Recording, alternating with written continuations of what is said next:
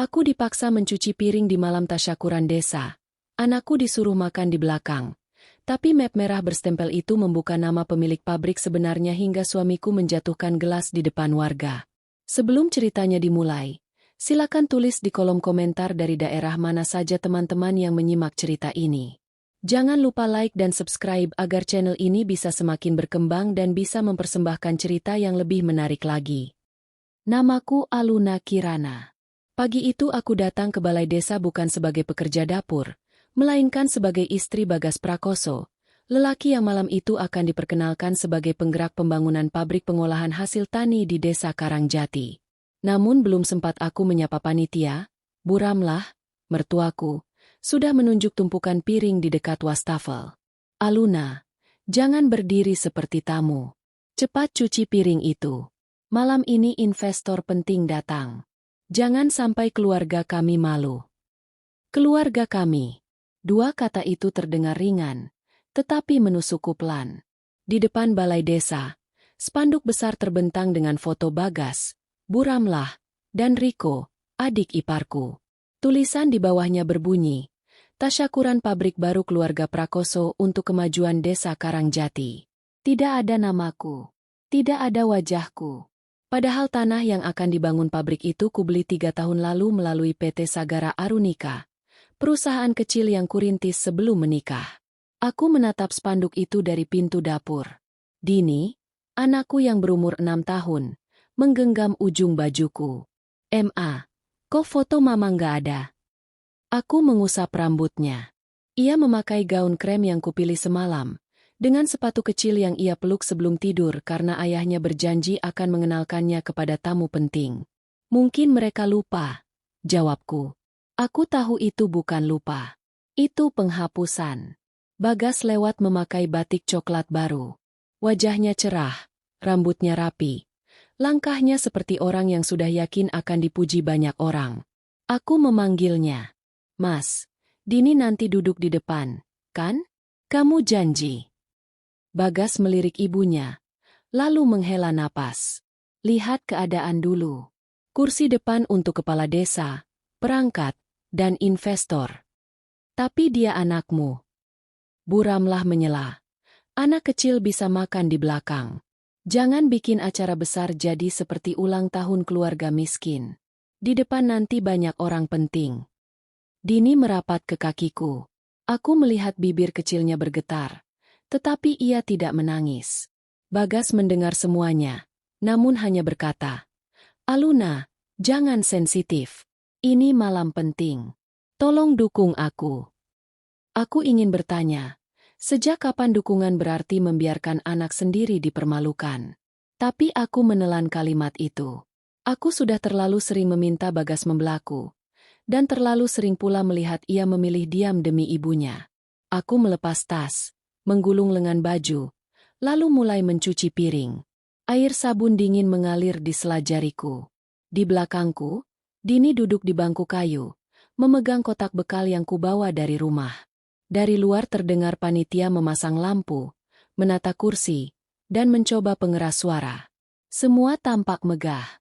Semua tampak seperti kerja keras Bagas. Padahal tidak. Lahan 8.000 meter persegi di Dusun Karangjati Lor itu dibeli dengan uang perusahaanku. Izin prinsip, izin lingkungan awal, dan pembayaran mesin penggiling pertama juga keluar dari rekening PT Sagara Arunika di Ban Mataram Sejahtera Cabang Jalan Kaliurang. Bagas hanya kuberi kuasa terbatas untuk menghadiri rapat desa, karena dulu ia memohon ingin dihormati sebagai kepala keluarga. Aku kasihan. Aku percaya. Aku ingin pernikahan kami tidak selalu dibayangi rasa rendah dirinya. Kepercayaan itu kemudian ia ubah menjadi tangga. 2 bulan sebelum tasyakuran, aku menemukan map biru di laci lemari. Di dalamnya ada rancangan struktur pengelolaan proyek baru. Namaku tidak disebut sebagai pemilik modal.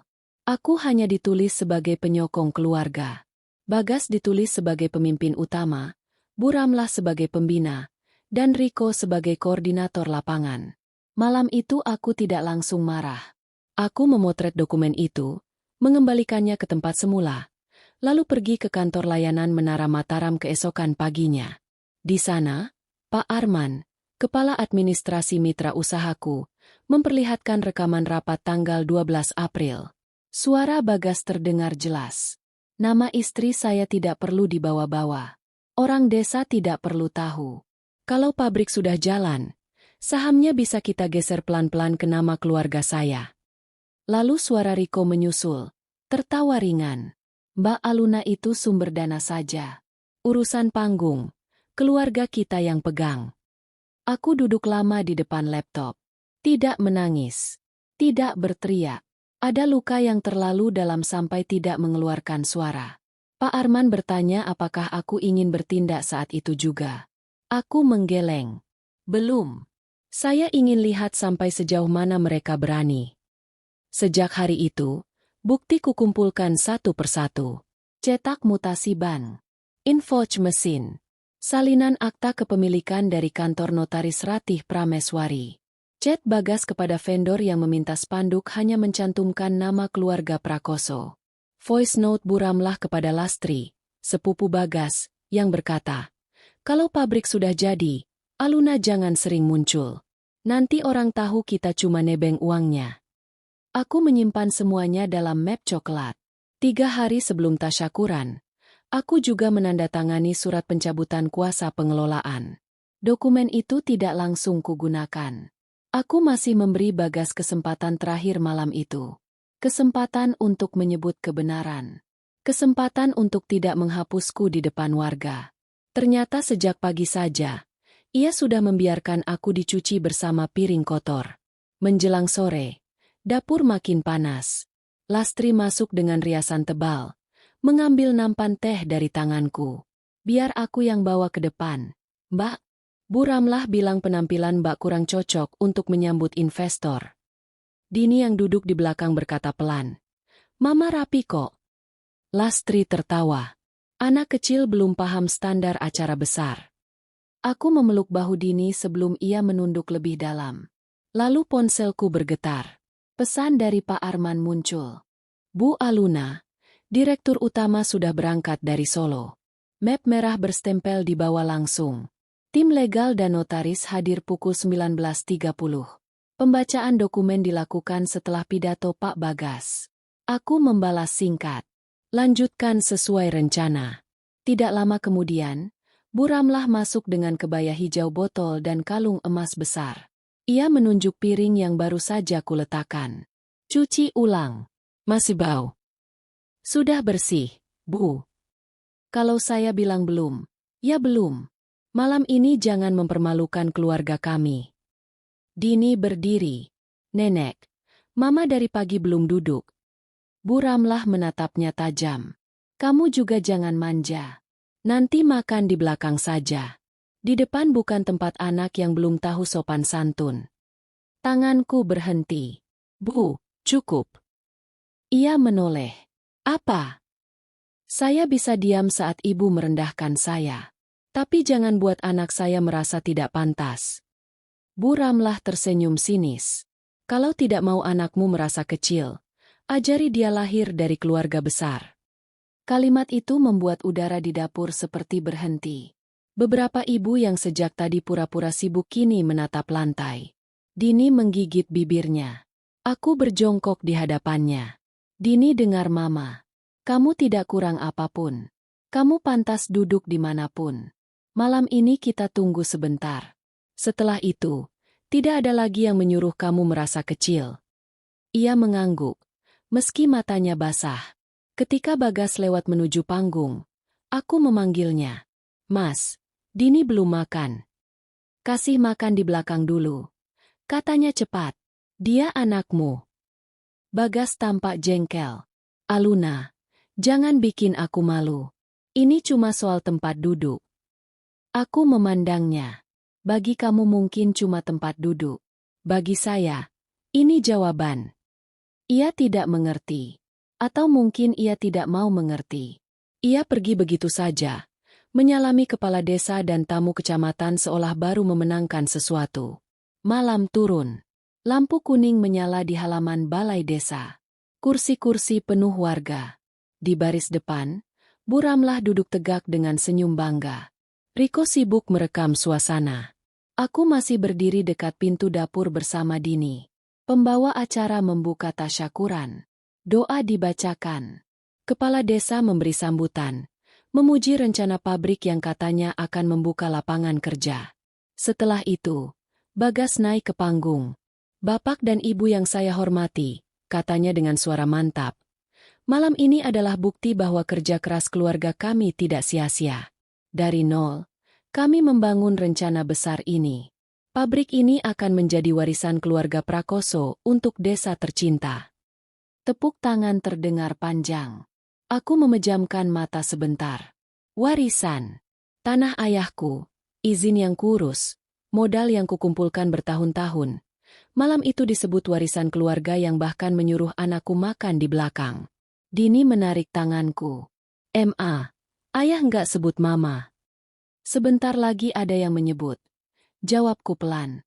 Saat Bagas selesai pidato, sebuah mobil hitam berhenti di depan balai desa. Seorang perempuan turun dengan blazer gelap dan map merah berstempel emas. Di belakangnya, Pak Arman dan 2 staf legal membawa tas dokumen. Ia adalah Bu Renata Wicaksana, Direktur Utama PT Lestari Bumi Sentosa, mitra bisnis lama keluargaku. Bagas menyambutnya dengan senyum lebar. "Selamat datang, Bu Renata. Terima kasih sudah hadir di acara keluarga kami." Bu Renata menatapnya sebentar. "Saya hadir untuk kepentingan pemilik proyek." Bagas tertawa gugup. "Tentu, Bu. Silakan duduk di depan." Bu Ramlah ikut menyalami. "Aduh, Ibu Direktur. Kami bangga sekali. Bagas memang pekerja keras dari kecil."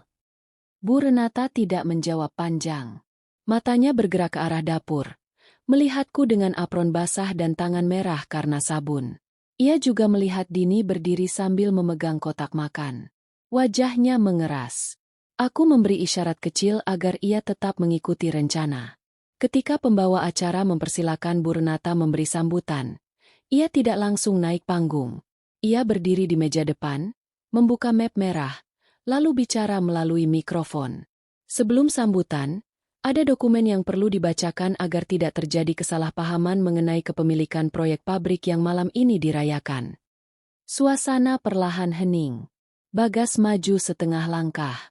"Bu Renata, urusan teknis mungkin bisa kita bahas setelah acara." "Tidak, Pak Bagas," jawab Bu Renata. "Karena klaim disampaikan di depan warga, penjelasan juga harus disampaikan di depan warga." Kepala desa menoleh. "Ada masalah, Bu?" Bu Renata mengambil lembar pertama. Berdasarkan akta kepemilikan yang dilegalisasi kantor notaris Ratih Prameswari, lahan seluas 8.000 meter persegi di Dusun Karangjati Lor, lokasi pembangunan pabrik ini, bukan milik pribadi Bapak Bagas Prakoso dan bukan aset keluarga Prakoso. Bisik-bisik mulai terdengar. Lahan tersebut merupakan aset PT Sagara Arunika. Pemegang saham mayoritas dan pemilik modal pengendali adalah Ibu Aluna Kirana. Gelas kaca di tangan Bagas jatuh. Pecahannya menyebar di lantai semen. Balai desa sunyi seketika.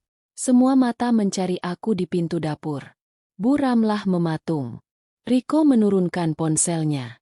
Lastri mundur pelan. Bu Renata melanjutkan.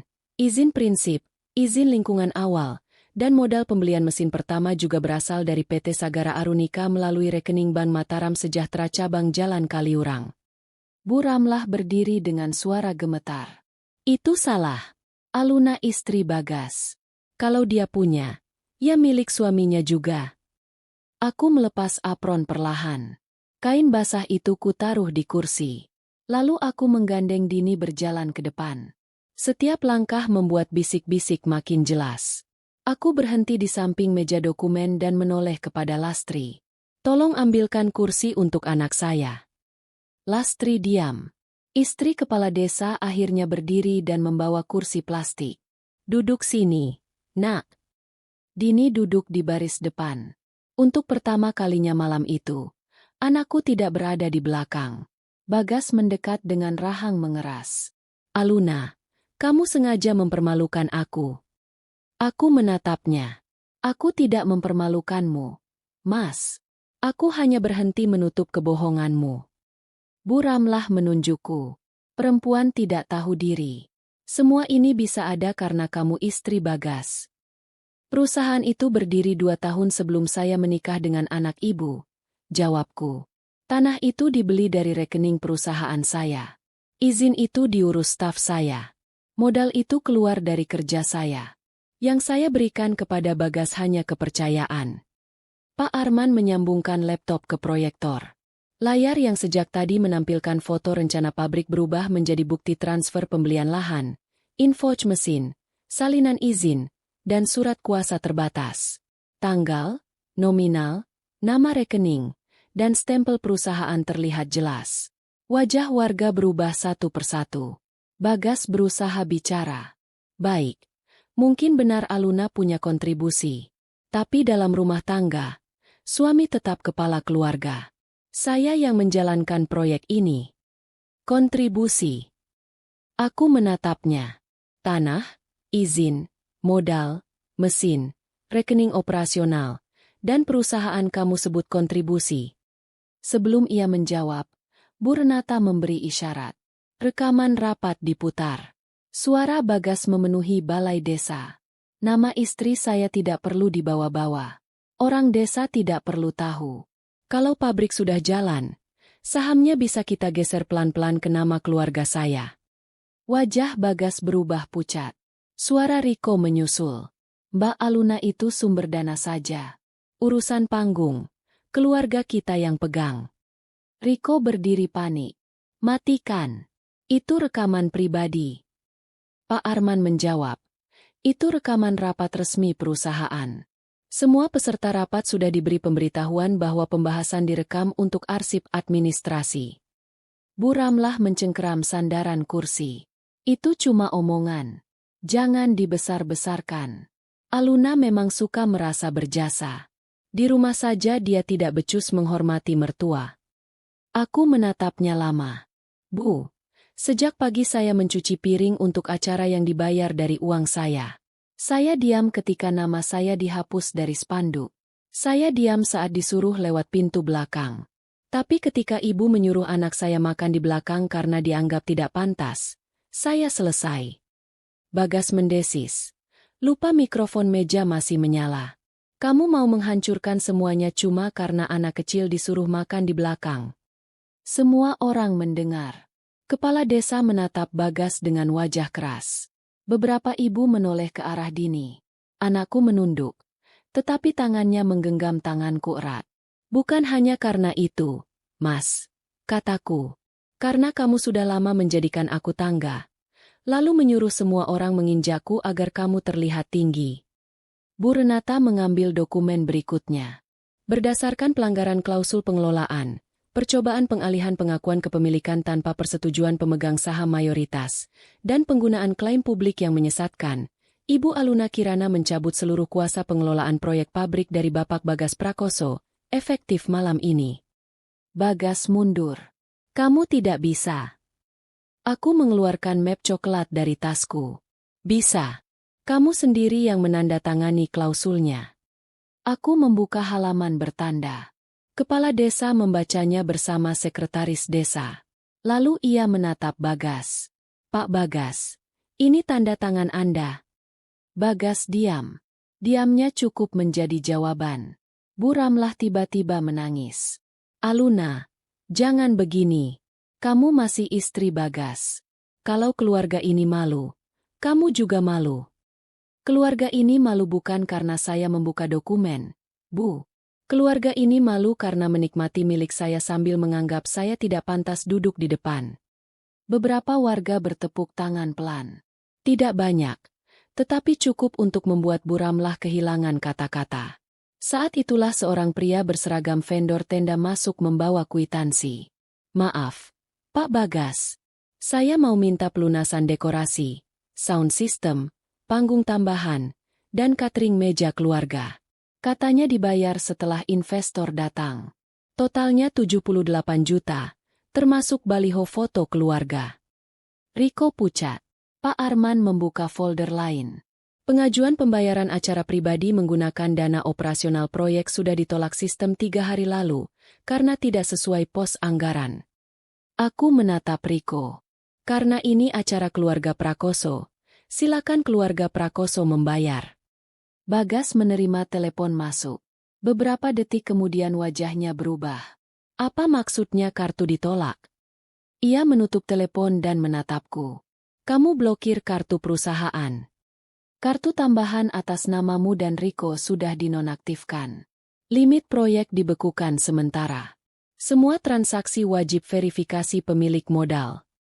Riko panik. Mbak, kartu itu aku pakai operasional. Operasional apa? Cicilan motor pribadi, restoran, atau sepatu yang kamu pamerkan sambil menyebutku menantu dapur? Riko terdiam. Bu Renata menambahkan, audit sementara juga menemukan penggunaan dana proyek untuk renovasi rumah keluarga dan biaya pribadi sebesar 213 juta rupiah. Tim legal akan mengirim surat pengembalian dana. Suasana meledak menjadi gumaman. Bu Ramlah memegang dadanya.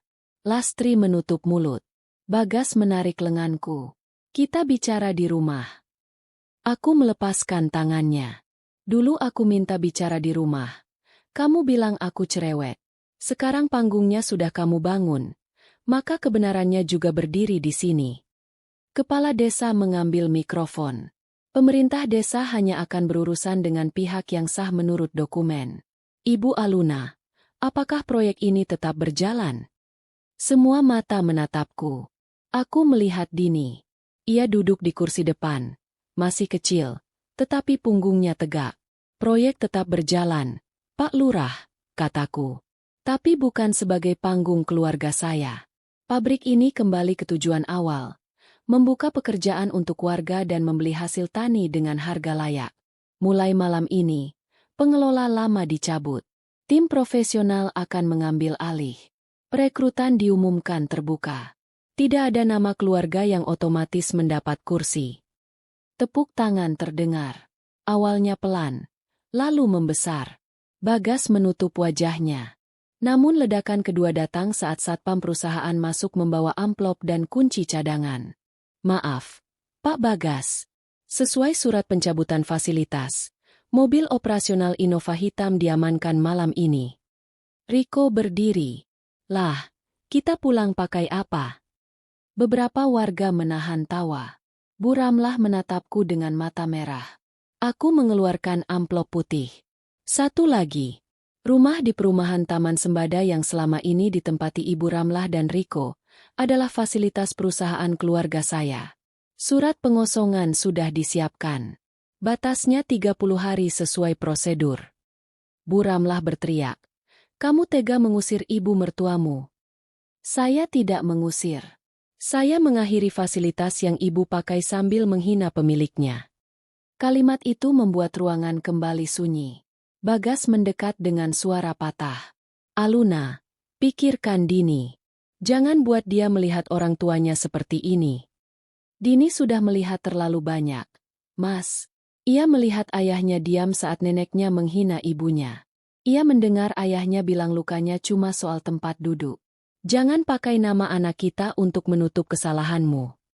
Aku mengeluarkan surat terakhir. Tidak kubacakan. Hanya kutunjukkan kepadanya. Surat permohonan mediasi perceraian. Wajah Bagas runtuh. Aluna.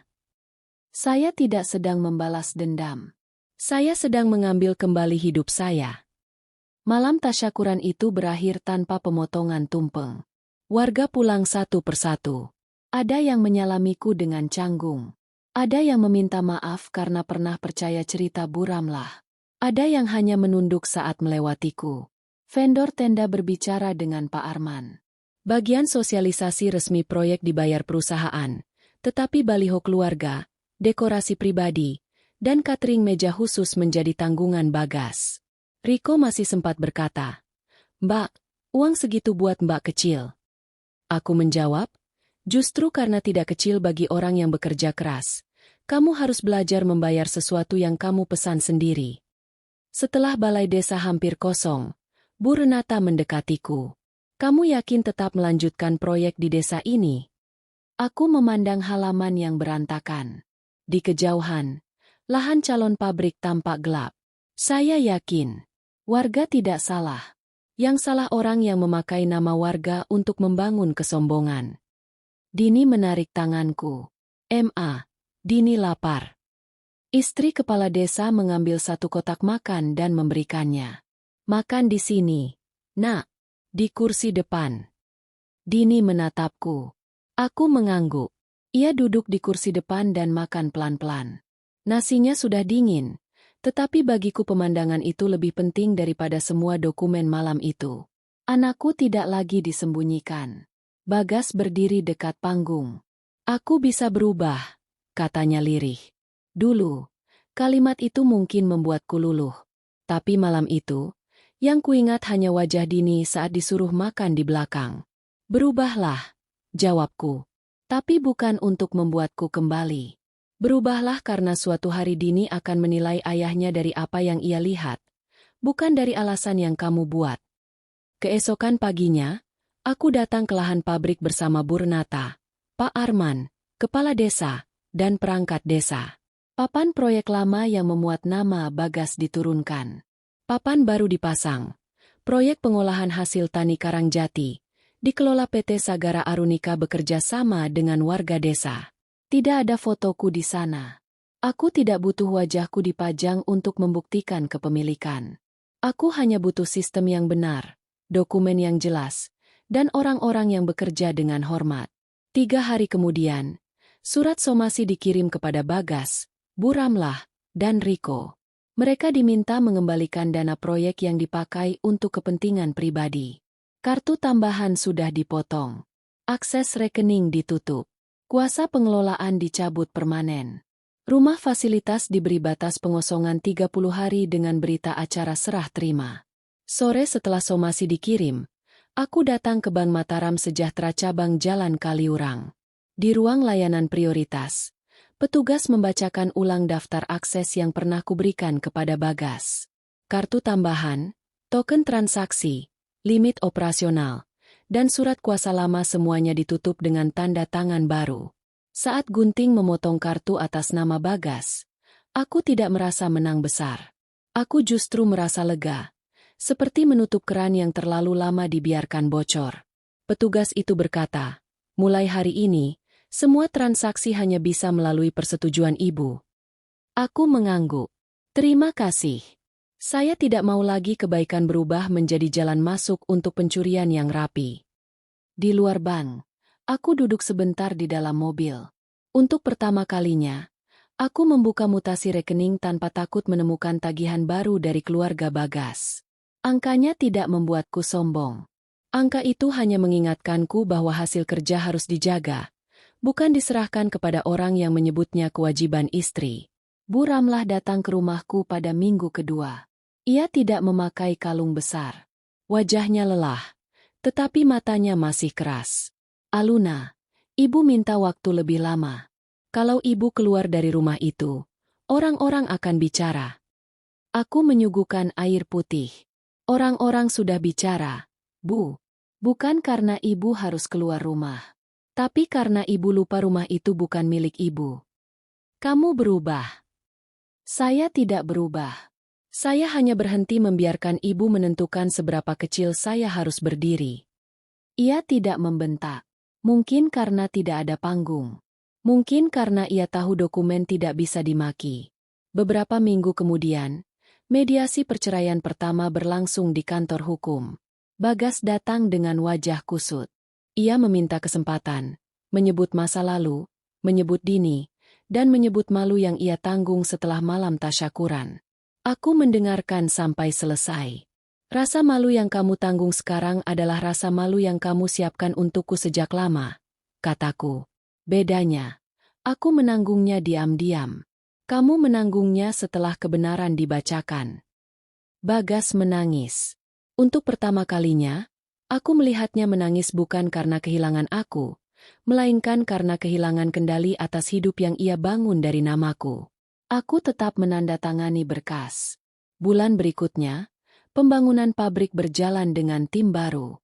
Perekrutan diumumkan terbuka di balai desa. Warga ikut bekerja sebagai tukang, pemasok bahan, petugas administrasi, dan calon operator. Tidak ada keluarga yang otomatis mendapat kursi. Tidak ada baliho wajah orang yang bukan pemilik. Dini beberapa kali ikut ke kantor proyek. Suatu siang ia menggambar bangunan pabrik di meja administrasi. Kalau pabriknya jadi, Dini boleh lihat dari depan. Aku tersenyum. Bukan cuma lihat dari depan. Kamu boleh masuk lewat pintu utama. Di rumah, aku mengganti kunci pintu. Foto pernikahan kuturunkan dengan tenang. Di tempatnya, kupasang foto Dini di depan lahan pabrik, memakai helm proyek kecil yang terlalu besar untuk kepalanya. Ada malam ketika aku masih sedih. 7 tahun pernikahan tidak hilang hanya karena satu map merah dibuka. Tapi kesedihan itu tidak lagi membuatku kembali kepada orang yang melukaiku. Ia hanya menjadi tanda bahwa aku pernah benar-benar berusaha. Dan aku tidak malu karena pernah berusaha. Pada hari peletakan batu pertama yang baru, tidak ada pesta berlebihan. Hanya doa singkat, nasi kotak sederhana, dan warga yang datang tanpa panggung kesombongan. Kepala desa memberi sambutan. Kali ini menyebut namaku dengan benar. Ibu Aluna Kirana, pemilik PT Sagara Arunika, yang sejak awal berkomitmen membangun proyek ini bersama warga. Tepuk tangan terdengar. Aku berdiri menggandeng Dini. Tidak menunduk karena malu. Tidak mengangkat dagu karena sombong. Aku hanya berdiri sebagai perempuan yang akhirnya kembali ke tempatnya sendiri. Dari kejauhan, aku melihat Bagas di balik pagar bambu. Ia tidak masuk. Wajahnya lebih kurus. Entah ia menyesal, entah ia hanya merindukan akses yang hilang. Aku tidak lagi mencoba menebaknya. Dini melihatnya. Itu ayah. Aku mengangguk. Mau salim? Ia berpikir sebentar, lalu menggeleng. Nanti saja, Ma. Aku tidak memaksa. Anak juga berhak punya jarak dari orang dewasa yang pernah membuatnya merasa kecil. Sore itu, Pak Arman menyerahkan berkas serah terima tahap pertama. Aku menandatangani dengan pulpen hitam. Stempel perusahaan ditekan di atas kertas. Suaranya pelan. Tetapi bagiku terdengar seperti pintu lama yang akhirnya tertutup. Dulu, di tanah itu, mereka ingin membangun kebanggaan di atas kebohongan. Memakai namaku tanpa menyebutku. Memakai uangku sambil menyuruhku mencuci piring. Memakai hak anakku sambil menyuruhnya makan di belakang. Sekarang tanah itu kembali menjadi tempat yang benar. Bukan karena aku tidak pernah takut. Bukan karena aku tidak pernah menangis. Tapi karena akhirnya aku berhenti meminta dihargai oleh orang yang hidup dari merendahkanku. Malamnya, aku memasak sup sederhana. Dini makan di meja dekat jendela sambil bercerita tentang helm proyek dan gambar pabrik. Setelah ia tidur, aku duduk sendiri di ruang tengah. Rumah terasa sunyi, tetapi aman. Tidak ada pesan marah. Tidak ada tagihan aneh. Tidak ada suara mertua yang mengatur hidupku dari balik telepon. Hanya ada rumah yang rapi, rekening yang bersih, dokumen yang jelas, dan anak yang tidur tanpa merasa harus bersembunyi. Sebelum masuk kamar, aku menatap dapur. Tanganku masih mengingat bau sabun cuci piring malam tasyakuran itu. Kini ingatan itu tidak lagi membuatku sakit. Ia hanya menjadi penanda bahwa aku pernah disuruh mencuci piring di pesta kesombongan mereka. Dan malam itu juga, dengan tangan yang masih bau sabun, aku menandatangani akhir dari semua akses mereka terhadap hidupku.